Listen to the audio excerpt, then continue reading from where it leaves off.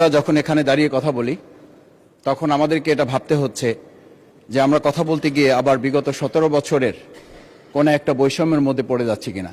কিন্তু আমাদেরকে এটা ভাবতে হচ্ছে আমরা যখন এখানে দাঁড়িয়ে কথা বলছি, আমাদের কথা বলার সময় শহীদ শরীফ ওসমান হাদি ইনসাফের পক্ষে কথা বলার সময় বলেছিল, আমার প্রতি যে জুলুম করবে আমি তার সাথেও ইনসাফ করতে চাই। আমরা লক্ষ্য করেছি এই সরকার প্রতিষ্ঠিত হওয়ার পর শরীফ ওসমান হাদির ব্যাপারে তার বিচারে কতটুকু কার্যকারিতা নিয়ে এসেছে তা আমরা এখন পর্যন্ত জানতে পারিনি। আমার মনে হয় আমরা সংবিধান নিয়ে ঘাটাঘাটি করতে করতে যদি সংবিধানই আমাদের রক্ষা করতে পারত, তাহলে সংবিধান আমাদেরকে বলে দিত যে আমাদের সেদিন বালু ট্রাক সরানোর ক্ষেত্রে সংবিধানের পৃষ্ঠা আমাদেরকে খুঁজতে হতো। সংবিধান যদি আমাদেরকে রক্ষা করতে পারত, তাহলে 72-এর সংবিধানের আলোকে আজকে আমাদের এখানে থাকার কথা না। আমি শফিকুল ইসলাম মাসুদ, আমার এখন জেলখানায় থাকার কথা।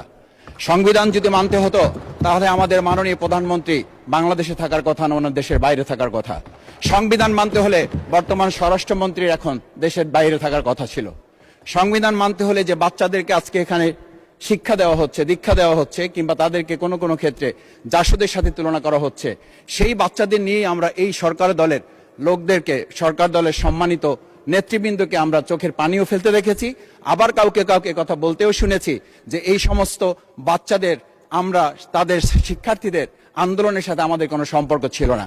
আমরা খুব লজ্জিত হই মাননীয় স্পিকার, আমাদের এই বর্তমান সময়ে আমরা যদি এটা খেয়াল করি যে আমাদের বাংলাদেশের এই বর্তমান প্রেক্ষাপটটা নতুন করে এখন যে গণভোটের যে আজকে ন্যায্যতা অন্যায্যতা, সাংবিধানিক পৃষ্ঠা, লাইন, অক্ষর, দাড়ি কমা আমাদেরকে শেখানোর চেষ্টা করা হচ্ছে, যদি সেটা হতো তাহলে বাংলাদেশ জাতীয়তাবাদী দলের সম্মানিত মহাসচিব তিনি কয়েক হাজার পুলিশের বেষ্টনীর মাঝখানে একা একটা মোবাইল নিয়ে তাকে আমরা দাঁড়িয়ে থাকতে দেখেছি, তখন সংবিধান আমাদেরকে রক্ষা করতে পারে নাই। মাননীয় স্পিকার, আমি 350 মামলা নিয়ে 7 মাসের ব্যবধানে আপনিও আমার 2-1টা মামলাতে আপনি আমাকে সহযোগিতা করেছেন, সেটা এই সুযোগে ধন্যবাদ জানাতে চাই। আমার 350 মামলা জামিন করতে 7 মাস সময় লেগেছে, আমার বের হতে সময় লেগেছে 4.5 বছর। আমি সেই 4.5 বছরে 3 বার রিয়ারেস্ট হয়ে 2 বার গুম হয়েছি।